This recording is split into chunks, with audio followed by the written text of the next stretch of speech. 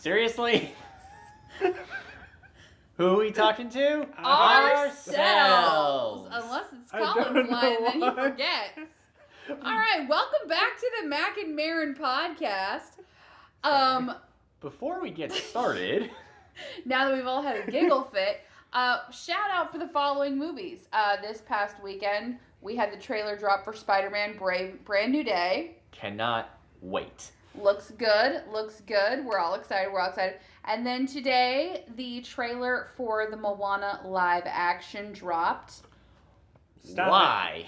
Stop it. Disney. Stop it. So I feel like we have a lot of thoughts and a lot of feelings about it. Mine is, I'm going to say, a lack of understanding as to choices that were made with casting. I understand that Dwayne "The Rock" Johnson is the voice of Maui. I love him as Maui in Moana and Moana 2. He's a great voice. But the wig. The wig is troubling at best, is what I'm going to say. The wig is troubling. And I could see the argument being made that they went with Dwayne "The Rock" Johnson because he was the voice actor for Maui. But they're not using the voice actor for Moana. Nope. So that they're not using the voice actor for Hey. If they had Hey Hey show up and it's just Alan Tudyk in a giant chicken costume, then yes, okay. Also, why is Pua CGI? Why is the pig CGI? Pigs exist. That's not a creature you have to create. Same thing with Hey Hey. He's also CGI, but yeah, he's a rooster. But why? I'm concerned. I'm concerned at the trailer. I'm concerned. Yeah. Also, before we begin, as always, in case you forgot, this is us randomly talking to ourselves and anybody else out there in the ether who wants to listen. But these are our opinions and our thoughts and feelings. They are in no way associated with any of the companies or organizations that we talk about. Yep. These are just our opinions. We are entitled to them. Speaking of the ether, Justin. Yeah, speaking of the ether, what are we talking about? Well, we are finishing up Marvelous March, and instead of talking about a hero this time, we're going to talk about a villain turning into an anti-hero. Thor's adopted brother, aka Loki Laufey-san. Cue Comic-Con screaming and that one random guy who says, "My wife loves you!" And I love you, random citizen. Yes. So, obviously, like we said with Thor, Marvel did not create Loki. He was based off the Norse god of mischief. This is the Marvel Comics version of the character. He was created by Stan Lee, Larry Lieber, and Jack Kirby. He first appeared in Journey to Mystery number 85. And obviously Loki in the MCU is played by the... I know it's kind of... He's, kind of early, but... Dreamy, amazing, British. I was going to know what legendary, but all right. Legendary and all that stuff that Tori just said, Tom Hiddleston. Yes, I think this is a wonderful factoid about the Thor films and Tom Hiddleston. Just a reminder that he auditioned for Thor. He's got the confidence. But I think ultimately Loki was the right choice. Yeah, I mean, to be perfectly honest, no one else is really going to pull off the role. I mean, he's just perfect. He is. It's a casting level the same as Robert Downey Jr. for Iron Man. You look at him and you go, "That's him. We're done looking." I'm having trouble picturing Tom Hiddleston blonde. Well, he's a natural blonde. He dyes his hair. No, in the full suit of Thor, it doesn't fit. Yeah. No. So kind of like what we did with a couple of other MCU characters, we're going to have to talk about his character development throughout the MCU, because while he does have an amazing Disney Plus series, he does not have his own solo film yet. Do we think that's something we're going to get? With Avengers Doomsday, probably not. Anything could happen with the Avengers Doomsday, okay? Avengers Doomsday is going to reset the clock. Although, to be Pun honest, intended. I did hear a rumor that a major plot of Avengers Doomsday is Loki fighting off against Doctor Doom. Because, well, we'll get to who Loki is at the end of the Loki series. So let's go ahead and talk about him. So obviously, his first appearance was in the first Thor movie. We see him as Thor's brother, and then when he learns of his true heritage, he essentially goes mad with hate against Odin and Thor and wants to take the throne for himself. Because Odin lied to him, and is the way he puts it, he just put it in another treasure in his treasure room. Is it lying though, or is it not telling him I mean, to be fair, did Loki ever ask? You No. kind of assume. Well, Odin calls him his son. I mean, What is he going to be mad because Odin, from like the time he was a baby, Odin didn't go, "My adopted son, Loki"? Well, I think it's kind of also the years of feeling inferior to Thor. Well, that's his own personal issue. Because, I mean, we talked about it before, but Odin kind of favored Thor a little bit. But Frigga favored favored Loki. Now, there is another... No one favored Hela. Well, Odin did at one point. Odin, back when he was a war criminal. Yeah.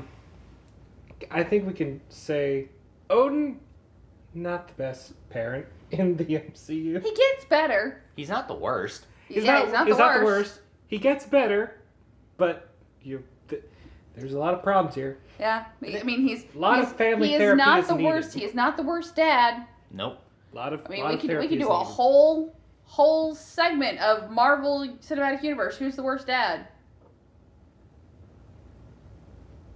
We'll have to think about that. That's all. No. Actually, I know. Thanos. Is it Thanos or is it Ego? Ego.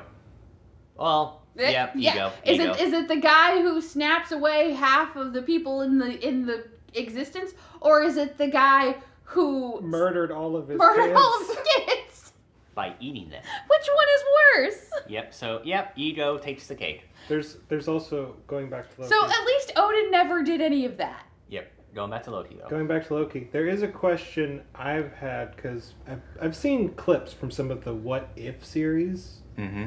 And we get to see Loki as a full-on frost giant. Yeah. Yeah. And I have to wonder, is he just severely, malnourished as a frost giant, and that's why he's so small? Well, when Odin finds him, he's a baby. But, and I wonder, if he were in a colder environment for all of his life, would he have grown up to be the size of a frost giant?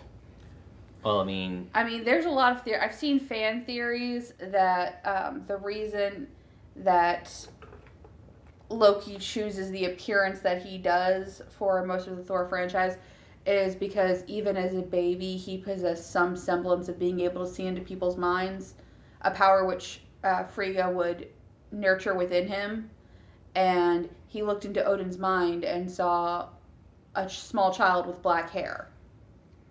Hella. Not knowing that was the daughter that he had just imprisoned for expected all time. Yeah.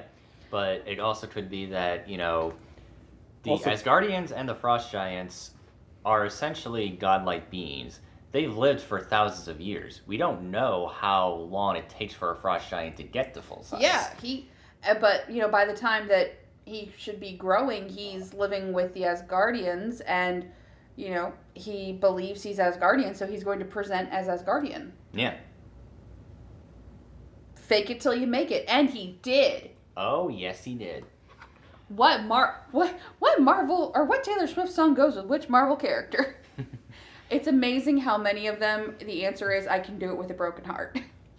But in the first Thor movie, I think, you guys can talk about what you thought of the first Thor film. I did not like it. I was fairly disappointed, but Loki was definitely the highlight of the film for me.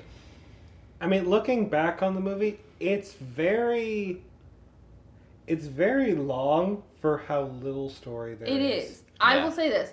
For the time that it came out and who I was as a person at that time, my favorite character, the one that I wanted more of, Sig and the Warriors 3. Mm-hmm. I wanted more of their story. I really didn't care about Thor or Loki or Odin or Jane or any of those people. You wanted them to have their own Disney Plus series. But I mean, this was before Disney Plus was even in talks. I know. Like, I wanted more adventures of that, especially because I was like, Sig, female warrior. I want to watch her kick butt. But I mean, she doesn't really get anything. I mean, No. You want to talk about Marvel characters who got gypped? Well, I mean, she does make a couple cameos in Agents of S.H.I.E.L.D., but... She does. But in terms of characters other than Sig and the Warriors 3, who I appreciated, I really did think that Loki was, without even meaning to be, a scene stealer, Mhm. which I don't know if this is a testament to Tom Hiddleston's acting ability or the way that the character is written, but a lot of things he's in, his characters get like side lines or like lines that are kind of just side conversation, but it cuts into the main dialogue, and you're, the main person is still talking. You're like, yeah, I'm not listening to you now. Now I'm listening to him. Yeah. So, Colin? I feel like I think instead of Thor: The Dark World, we should have gotten just a series featuring Thor with the Warriors 3 actually going to the 9 realms and fixing everything. Yeah, doing stuff. And then the finale could have been, Loki The evil elf. was actually behind all this, and then that leads us... Yeah. But unfortunately... But that's not the way the story that's went. not the way the story went. So, but yeah, like Colin said, there was a very long movie for surprising how little plot development there was. Yeah.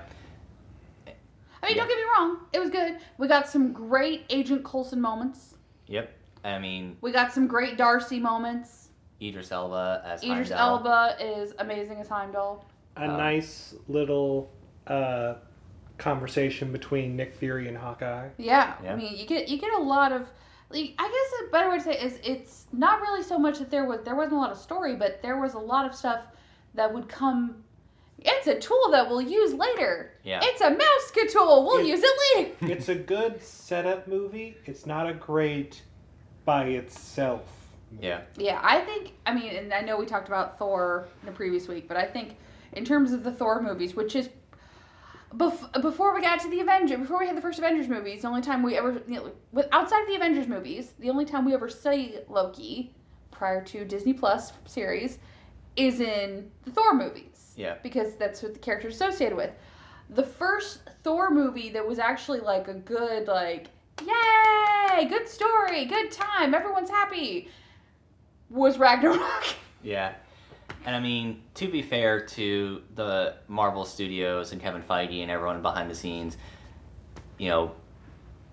Marvel never did a Thor film before. No. So this was like, and this was only their 4th film in the MCU at that time. Yeah, and so it's there just was- kind of like there was a lot of growing pains. There was going to be a huge learning curve. Yeah. I mean, if you look at the early days of the Marvel Cinematic Universe versus, I mean, not, I wasn't even going to go now. I was like, just look at like the first 4 movies versus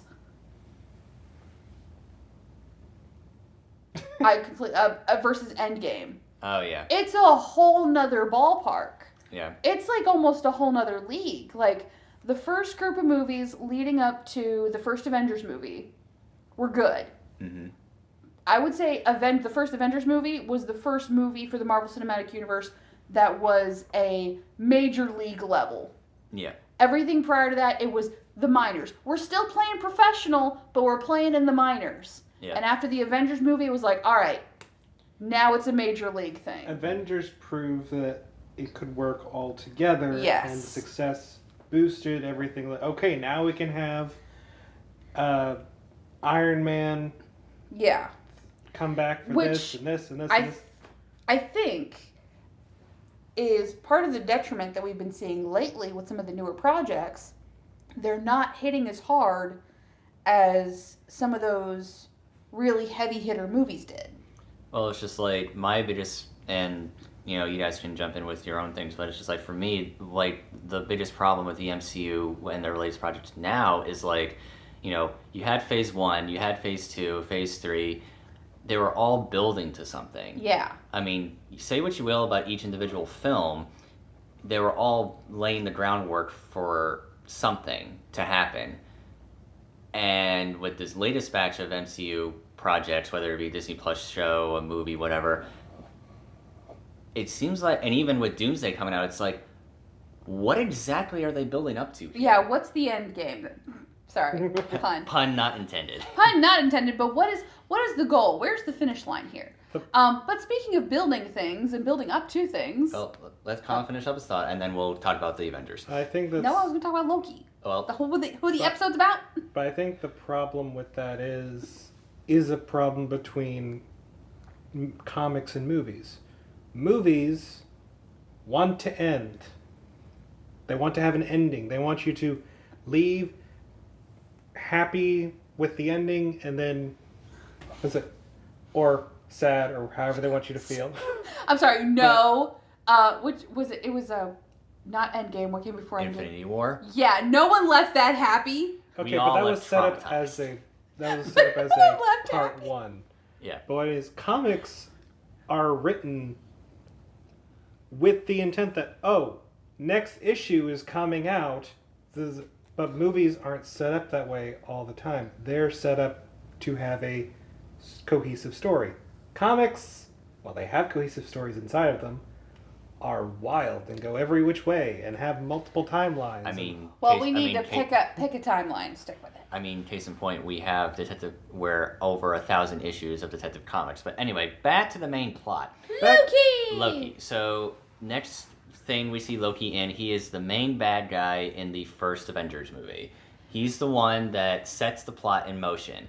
He breaks out, uses the Tesseract to break into Project Pegasus, the S.H.I.E.L.D. headquarters. He brings the Chitauri to New York and essentially brings all the Avengers together. However, as we see, it was not Loki's doing that actually started this whole thing. It was because he was essentially being blackmailed by the Mad Titan himself, Thanos. Yeah. He's a bad guy, but he's not a bad guy. No. Thanos is setting up his dominoes, and Loki just happens to be a small pawn. No. And yes, I know I'm referencing multiple games here, but... Does raise the question of...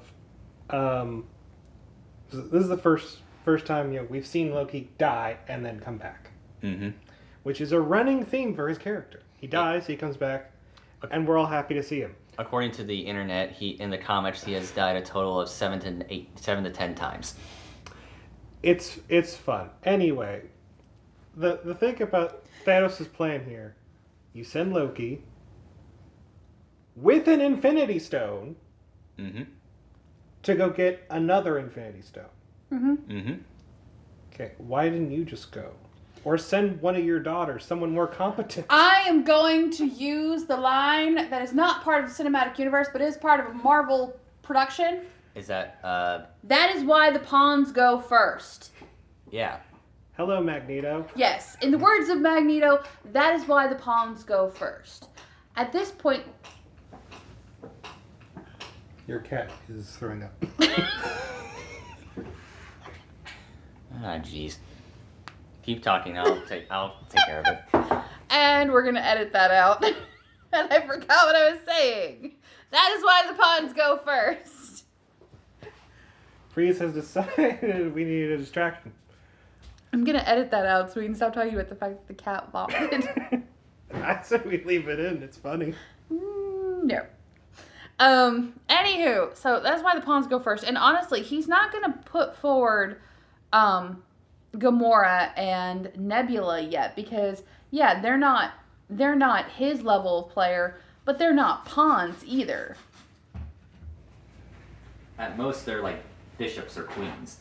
For the record, for those of you who are wondering, our cat Freeze coughed up a hairball. He is fine. He's fine. Everybody's fine. But also, it's like... Also, the meta reason is, they wanted a character that we we'd already come to know, and we didn't know Gamora or Nebula yet. Exactly. So you needed to introduce a pawn level player who is not going to be an issue later. I mean, yes, Loki is a fighter. We see this later. He does fight. He gets his butt kicked on the regular by the Hulk. Well, not just the Hulk, by every member of the Avengers. Hulk, Thor, Iron Man. Hawkeye. But he can hold his own. He's a fighter. He Yeah. can hold his own. I mean, in his first fight with Captain America, he's like, this guy packs a wallop. Well, you are spry for a 90-year-old man. Would you take Pilates? But yes, Loki, and you know what? That's another great example. Loki and the Avengers. That's another great example of Tom Hiddleston having moments that stole the show. Oh, yeah. I mean, you have such a moment of at the very end. They're all like, "Come on, we dare you to get up." I think I will have that drink now. Yep. Or at the very beginning where it's like, he's like, I had the moment and then I lost it. Oh, well, it's later on in the movie, but like he's trying to mind control Tony and he keeps on hitting the arc reactor. He's like, This usually works. well, performance issues, Not uncommon. 1 in 5. And then he throws him out the window. Yeah. So, those are throwaway lines that really, they probably didn't mean anything when they were writing them or when they used them, but they endeared Loki to the audience. It was like, yeah, he's a bad guy, but he's not a bad guy. And Yeah. I mean, who hasn't at some point, what sibling has not felt in the shadow of another sibling at some point? Yeah. So, am I saying what he did is right? No. But am I saying, can I understand it? Yes. Also, Loki is the first villain to make a comeback. He is. He is. First and only villain by that point. Yep. Because every single other villain got killed. Got killed or got arrested. And we thought Loki did too, but then he came back, so. Yeah. Also, going back to what we were talking about last week with Hawkeye and Black Widow. at the end of the Avengers movie, when Thor is taking him away as Guardian Justice, and Black Widow turns to Hawkeye and she has her back to the camera and she says something to Clint and he just smiles. I want to know what was said. That and what happened in Budapest. Those are the two remaining mysteries for Hawkeye and Black Widow. What did she say to him? The meta answer is probably some kind of joke on screen because they knew they weren't going to get picked up. Oh, yeah. So Oh, yeah. It's probably something that had nothing to do with it, but it filmed so well, though. Yeah. But so, alright, so we had him in Avengers. Where did we see him next? In Thor the Dark World. Which we've kind the of already darkest of movies. we kind of already discussed. So we will not We will not dive too deep in it. But again, Loki in this Loki's film, the only saving grace in this entire is. movie. he is the highlight of the film. You know how bad this movie is? Loki, who we know is a villain, is the comic relief. Yeah. He's the comic relief. And honestly, the best part of the movie is when he's shape-shifting and he shape-shifts in front of Jane and she punches him. And he's like, I can see why he likes you. Mm-hmm. It's also nice to see Loki showing them like hidden ways that he's been able to slip out unseen. Yeah. And like, okay, that's cool. I want to see more of that. But use your powers for good. But we also kind of see Loki. Well, I mean, he was a little bit vulnerable in the first film because, we actually see him getting angry at Odin for lying to him. But we also get to see him vulnerable, especially after he learns of Frida's fate. Yeah, he's vulnerable at the loss of his mother. Yeah, because, like we said, he is very close with his mom, with his adopted mom, and... Nope, that's his mom. And it's just like... We don't even need to add the adopted word. That's his mom. But and also, there's so much guilt that he felt because when the Dark Elves invaded, he said throne room's over there, not knowing that Frigga is in there. Yeah, because he thought they were just going to go after Odin. And... Actually, I thought he thought Thor was that way. Either way, he didn't think it was going to be his mom. Yeah, and then when, Thor asks him to reveal his true form, he sees that Loki essentially trashed his jail cell, and he is, screaming in so much pain and agony of the loss of his mom. devastated. Yeah.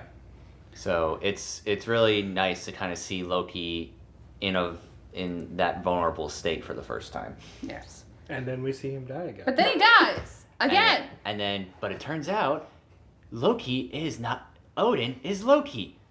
Which brings us to Ragnarok. Thor Ragnarok, which the opening scene is Odin enjoying a play about the two previous Thor movies.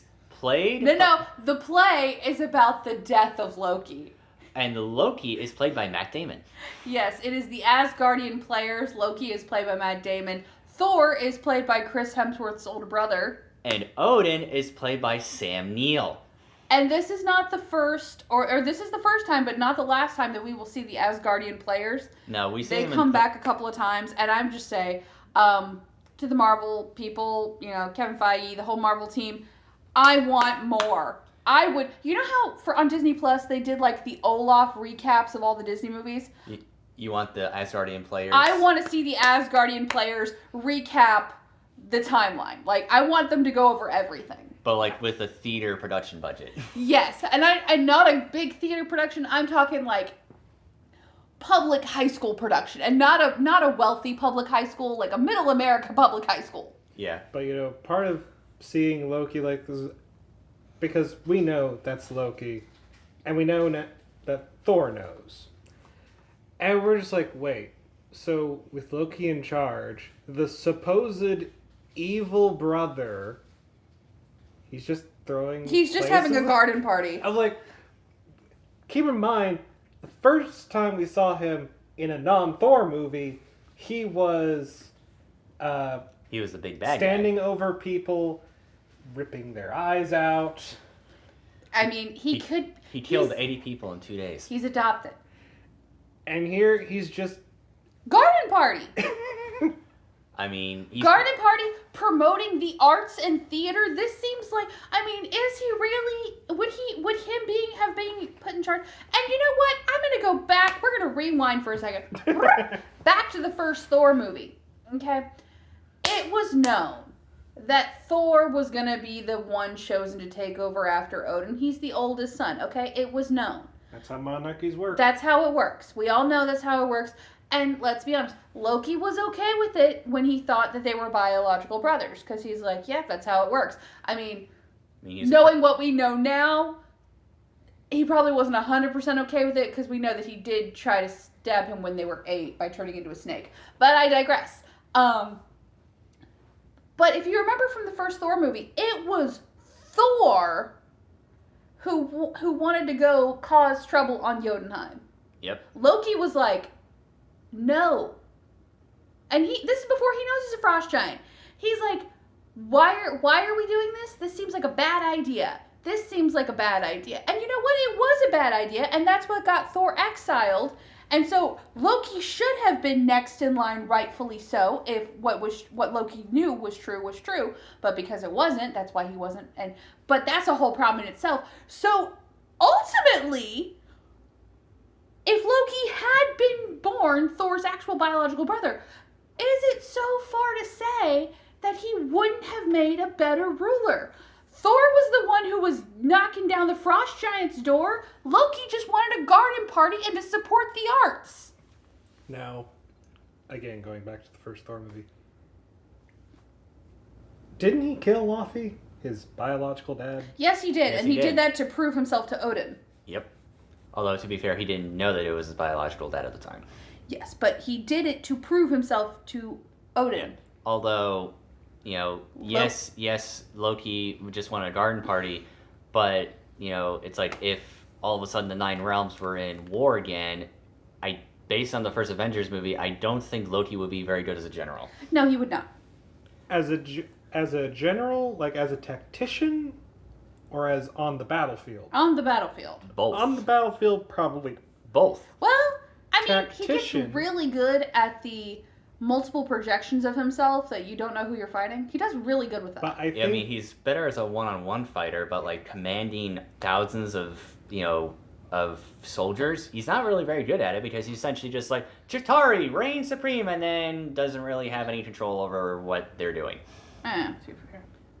But I'm just saying, he did orchestrate. He gets put in charge of Asgard, and it seems to be working for them. He did orchestrate all those brainwashed people he had control over into breaking into S.H.I.E.L.D.'s helicarrier and stealing their stuff and freeing him. He can execute a plan, but the question is, could he create the plan himself? And not only that, but could he continue the plan? Can he make the plan, execute the plan, expect the plan to go off the rails, and throw away the plan completely? No. But And then, if you gave him the opportunity, sure, he could grow to that. All right, but Alright, so back to where we are, Ragnarok. So then in Ragnarok, Odin passes away, and then Hela comes forth, and this is the first time both Loki and Thor see their sister. Yeah. Like, ever. And it's very weird that the oldest child has black hair and is very much like Loki, and then Loki, who's the adopted kid, looks very much like his older sister. Well, that's where the fan theory about Loki's perception as a baby. Oh, yeah. Well, it's just like, there's a comic or meme that I like where it's like, Thor is showing the other Avengers, his siblings, and Iron Man and Doctor Strange are basically like, so which one's the adopted one? Yeah, and the fact that Hela and now see this could lead to an argument. We could have a whole argument here about nature versus nurture, because Loki looks like Hela. That could be a choice. He could have chose to do that. Whether he did it subconsciously or not, we don't know. But the behaviorism and the mannerism and the picking green as a power color. Mm-hmm. I mean, it works for both of them. It works so well. But just the mannerisms that they both have, it does raise the question of, are we sure Thor's adopted or Thor's not adopted? Well, it's just like also when, they first meet Hela, Thor's just like, who are you? You look like him. Let's make a deal. You sound like him. Yeah, she. No, she says you don't look like him. Yeah. Okay. And He says I'm Thor, son of Odin. Oh, really? You don't look like him. Perhaps an arrangement can be made. You sound like him. There we go. But let's please note though that they barely had to introduce themselves. She clocked them. She knew who they were. She's like, those are my younger brothers. I mean, emphasis on the younger. I mean, if you think about it, she was wherever until in hell. Until Odin died. She knew that was whatever spell was used to keep her locked up. So she knew Odin's death harbors her. And she's the firstborn. Yep. And so she goes, okay, so Odin was here when he died. Most likely the people who would be there are family. Neither of you are Frigga. And I don't see Mom. Yep. So, and then after their first disastrous battle with Hela, Loki tries to get them out of there, but due to shenanigans, both Thor and Loki are transported to Sakaar. I'm sorry. I just thought to surmise Loki's entire existence. Here was the plan, but due to shenanigans. Due to shenanigans, partially out of his control, they both landed on Sakaar.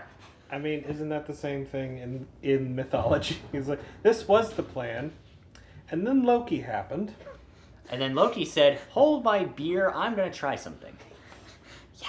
And Loki said, wait a minute, my turn. Yep. No. So Thor and Loki are on Sakaar.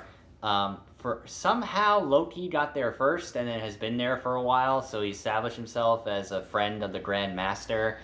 When Thor shows up, Thor's just like, Loki, tell me who he is. I've never met this man before in my life. Classic sibling. Yep. And this is a great movie because you really get to see the relationship and not the I'm going to kill you relationship, but like the brotherly affection of annoyance. Yeah. Let's get help. I don't want her to get help. It's fun. It's embarrassing. Get help! And he just throws him. Yeah. It's like, I can see why he doesn't want her to get help. But, before that, though, in that elevator... And then look. Sorry. But just, I think my favorite, one of the best moments of Ragnarok is when Thor, essentially, as he puts it, blasts her with the biggest lightning bolt in the history of lightning. Mm-hmm. And we have the Immigrant Song by Led Zeppelin, and you get that wonderfully cool shot of Thor coming down. Like, it's a poster shot. Love a good poster shot in a movie, okay? It's amazing. But the camera cuts to Loki, and the look of pride on his face, because despite him being the villain for the majority of the time that we have seen him up until now, he has been, and will continue to be Thor's #1 fan. Yeah. There is nobody in the entirety of the cinematic universe who is more of a fan of Thor than Loki. And he sees that moment, and it's just like, that's my brother.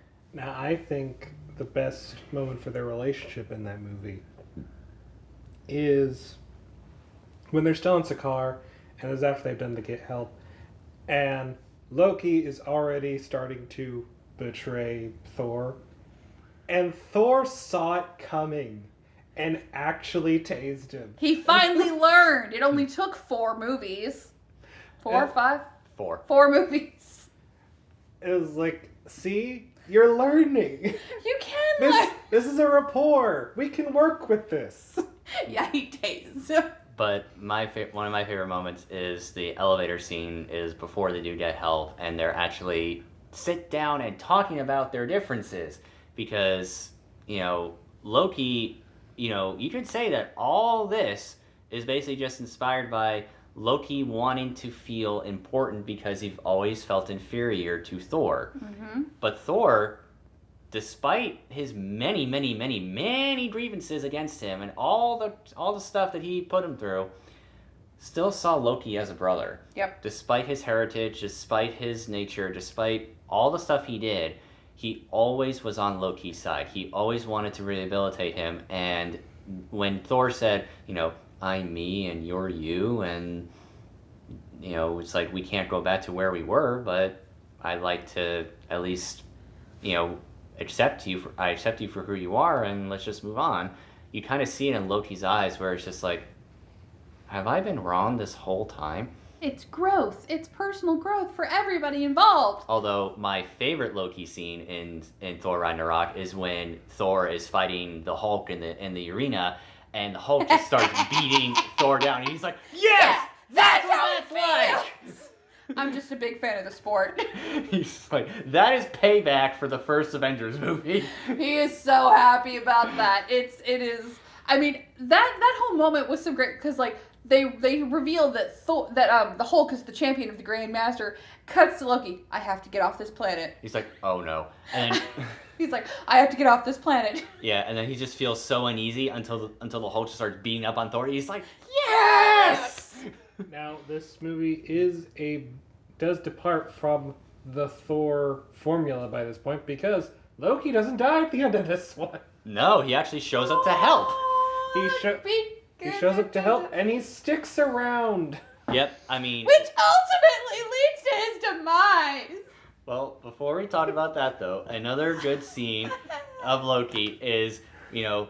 during here. He shows up on the ship and he's just like, ha, I am the winner. But let's talk about Infinity War. No. Tori does not like Infinity War because of what happens, but especially what happens to Loki, because at the end of Thor Ragnarok, we see the Asgardian ship meet up with Thanos, and then opening scene of Infinity War, we see half of the Asgardians and the Sakaar people on the ship dead. All because of Thanos and his 1/2 thing. And then Loki is trying to negotiate for Thor's life and using his normal tricks.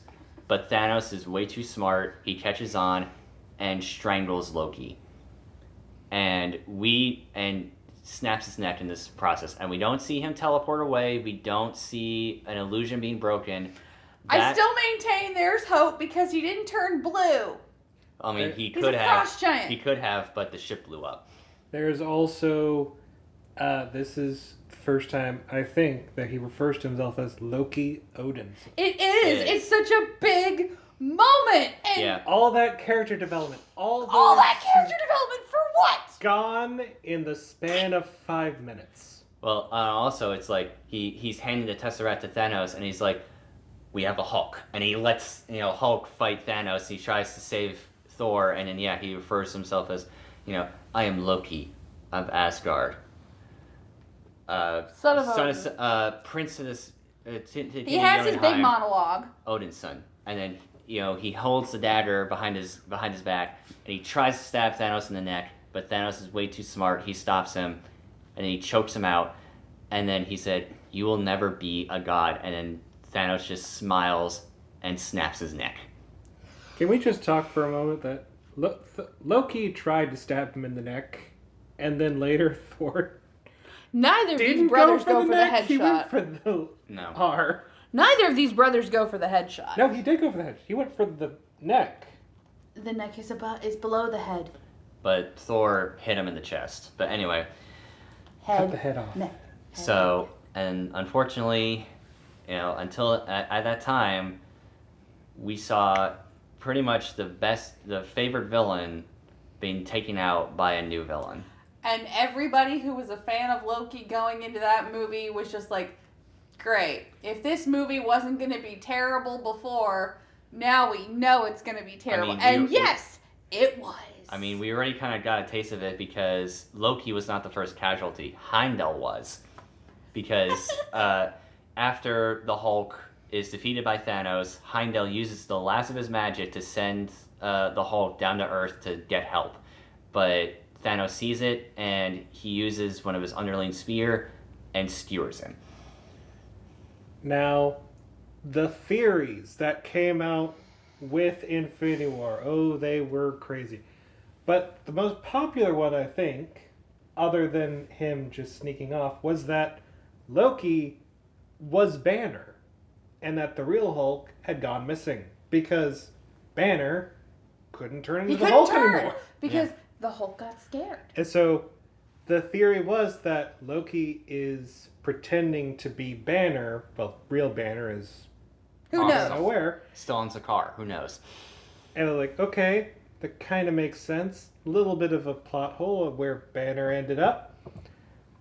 But then no, in Endgame, that is Hulk. That is straight up Bruce Banner's mind with Hulk's body. But Loki fans could rejoice. Because in Avengers Endgame, we brought him back. In the Avengers skirmish to get all the Infinity Stones, they mess up, and Loki seeks an opportunity, grabs Tesseract, and teleports away.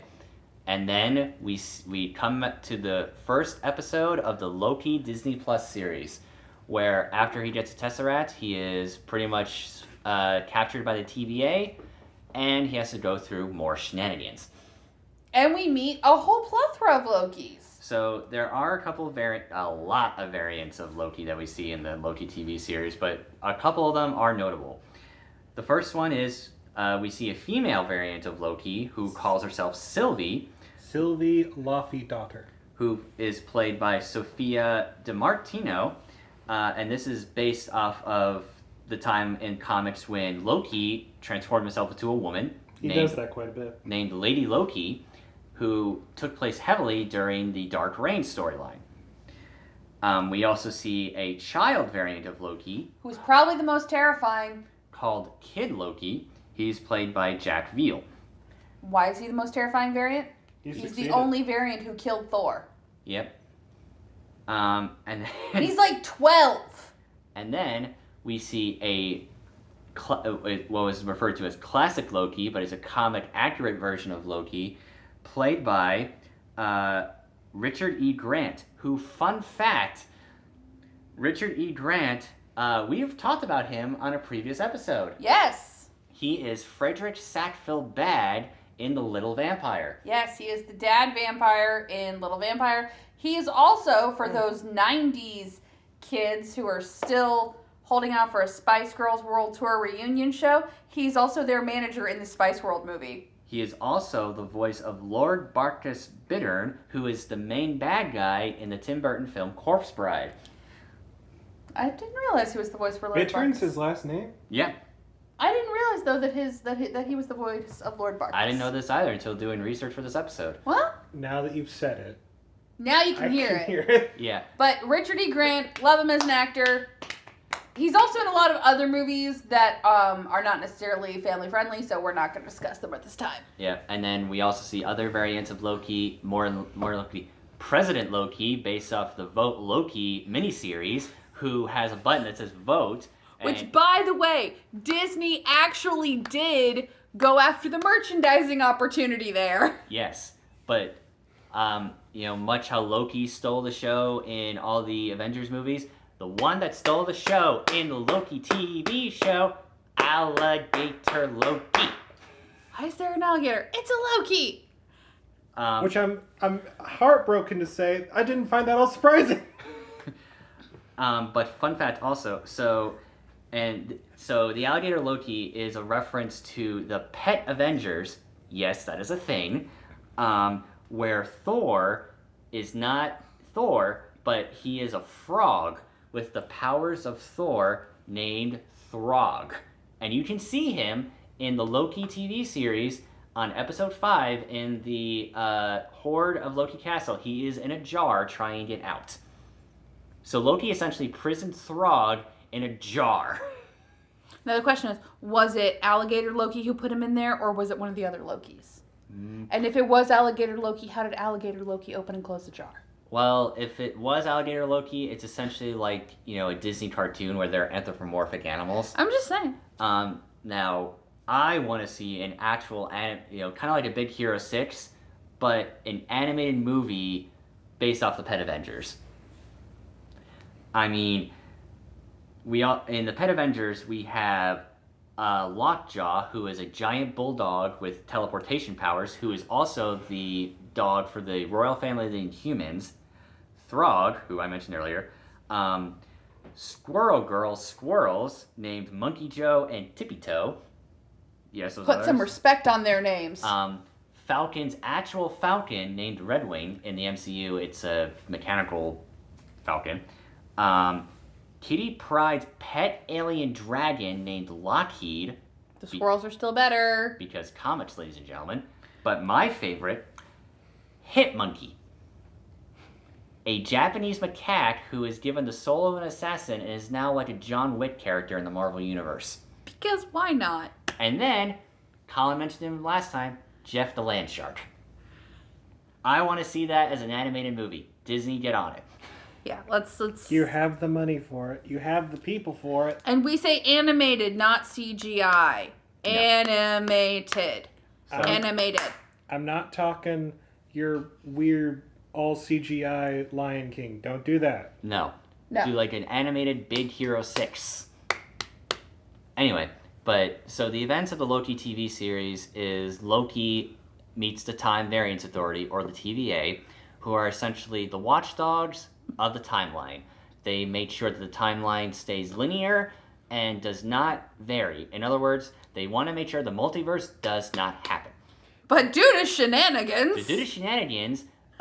Sylvie kills the man who remains, who is essentially the being keeping the timeline together, and with his death, the timeline verges and the multiverse is created. And this opens up a whole can of worms and a whole new realm of possibilities. Yep. But we should all be thankful, because in doing so, we were able to have the most recent Deadpool movie, where we were able to bring the Sony characters home. Yep. We were able to bring our Sony characters, we were able to bring them home into the Marvel Cinematic Universe and close the chapter. Are you talking about Fox? Yeah. Yes. Okay. Sony, Fox, whatever. Okay. The people who aren't Disney right now. Yep. Anyway. But we should... So, yes, was that a bad thing for her to do? Yes, but it opened up an opportunity for us. So, haha. As for what happened to Loki afterwards, season 2 of Loki sees Loki basically becoming the one thing holding the multiverse together. He is the god of storytelling. That could be awesome, but also terrifying. Which is why I mentioned at the beginning of the episode, but a lot of rumors are speculating that Doctor Doom is fighting Loki because he's trying to keep the timeline together, and Doctor Doom wants to create the timeline in his own image. Okay, so something I want I want this. I still want the Asgardian Storytellers series. I still want that. That's still on my wish list. But I would also like a series or something. I don't care which storyline you would talk about. But does everybody remember in Emperor's New Groove, where Kuzco was narrating the story for the most part, and at random times he would cut in, stop the film, and like draw on the screen or say something? You want Loki to do that throughout the MCU? Yes! Or Winner, loser. how about a fun little behind the scenes moment where you get to see Loki like pull a string just right to change an outcome. Exactly. Like I want them to play it up that he is going to be the storyteller. Or how about an MST3K version of like Loki making commentary on all the MCU exactly. films. Like no, there you go. I want an MST3. I want that, but I want it. We can start at the very beginning and just have Loki sitting there watching everything. I mean, I want commentary on his plan, that he was lied to, the outfits, the dialogue. Yes. I want commentary on everything. Now, there is one thing I think should be brought up before because we're getting close to the end here. Okay. Yeah. I mean, we did cover all of it, but the one movie that Loki did not get to be in, the only Thor movie he did not get to be in, Thor: Love and Thunder. And it's because he's not there that it just feels empty. It does feel a little weird that Loki is not there. I'm just sitting here. I have mixed thoughts because my first thought was, how cool would Uncle Loki be to love? Oh, he would have been a menace. He would have been a menace in the best way. But then my second thought was, weird. Another child with dark hair.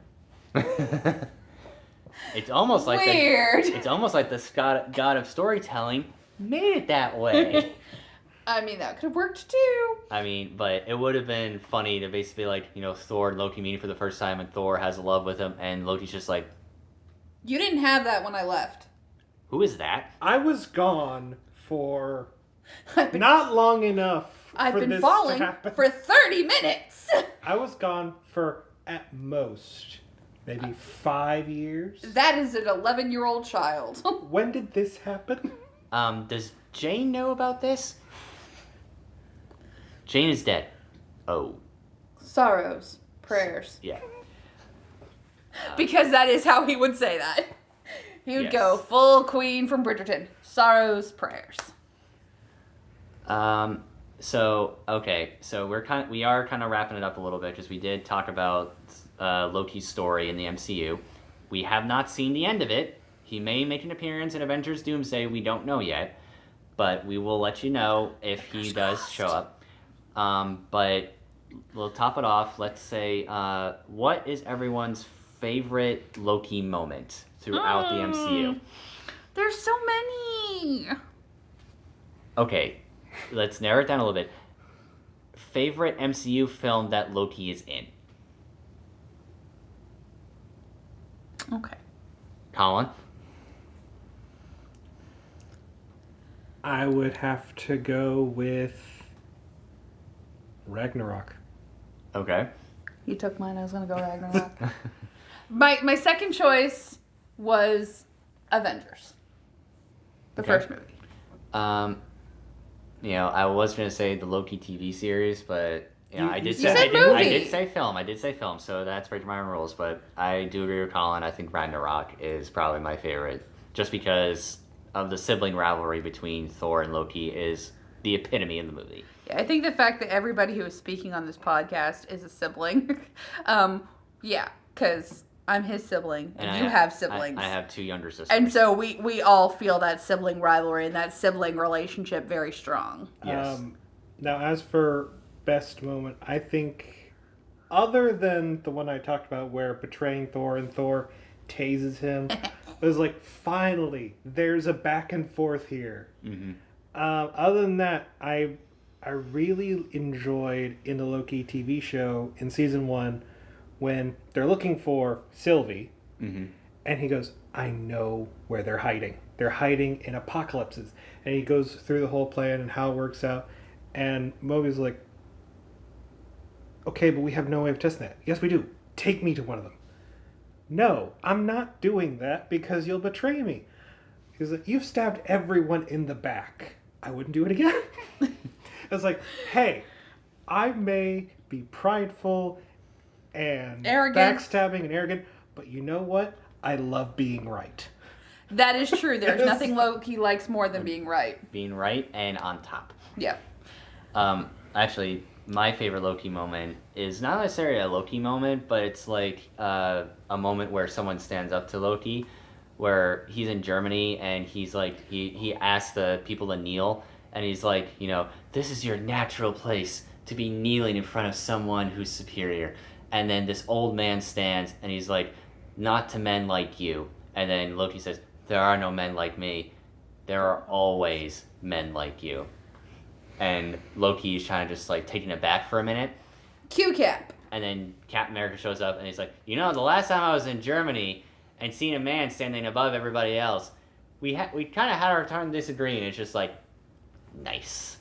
I would say mine is not a moment where Loki says anything, but his reaction to something, which is in Ragnarok, when Thor is talking He turned into a snake because he knows I love Yeah, he turned himself into a snake because he knows I love snakes. So I went to go behold the snake, and I'm holding him and went, "Ah, it's me!" And he stabbed me. We were 8. And it cuts to Loki, and he has just got this mischievous smile, like, yes, I did. It's like, oh yeah, that was funny. Yeah, he's like, oh yeah, I did that. That was fun. Like, that's perfectly normal. For the record, we do not support stabbing your siblings. We do condone pranking your siblings. But not stabbing your siblings. No. All right. Well, thank you all for listening on this episode and listening to us talk about the MCU and finishing off Marvelous March with the MVP of the MCU, Loki. So what are we doing next week? So next week, it'll be the start of a brand new month. We are going to be out of Marvelous March, and we are going to be resuming our regularly scheduled chaos. Which means we're going to be coming back with Fandom Forensics Harry Potter Episode 6. Half-Blood Prince. AKA the most Draco-centric of the Harry Potter books. Yes. And it's going to be a very special episode. Well, probably not that special, but maybe special. Who knows? I haven't decided yet. We haven't written the script yet. But it's going to be on the Weasley twins' birthday. April 1st. So we might actually just take some time to talk about the Weasley twins. Who knows? Or maybe we might find our lost episode that we lost. Maybe we'll have a double episode. Who knows? Yeah. Anything can happen. All right. Well, thank you all for tuning in for Marvelous March. Hope you all enjoy it, and we will see you next week. Bye.